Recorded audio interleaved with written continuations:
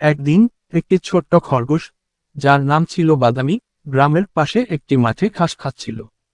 মাঠের পাশে ছিল একটি ছোট্ট নদী। বাদামি ঘাস খেতে খেতে নদীর ধারে চলে আসে। নদীর পানিতে সে নিজের ছায়া দেখতে পায়। বাদামির মনে হলো, নদীর পানিতে তার মতোই আরেকটি খরগোশ ভেসে বেড়াচ্ছে।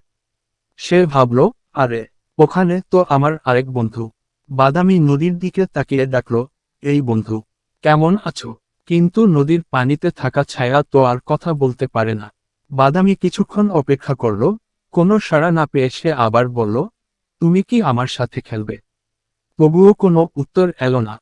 বাদামি তখন একটু রেগে গিয়ে ভাবল, দেখেছ, ঢিল মারতেই নড়েছ, এতক্ষণ কোথায় ছিলে? তখন বাদামির মা সেখানে দিয়ে যাচ্ছিলেন।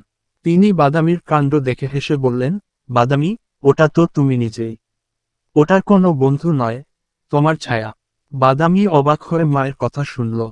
সে আবার নদীর দিকে তাকালো এবং নিজের নড়াচড়া দেখল।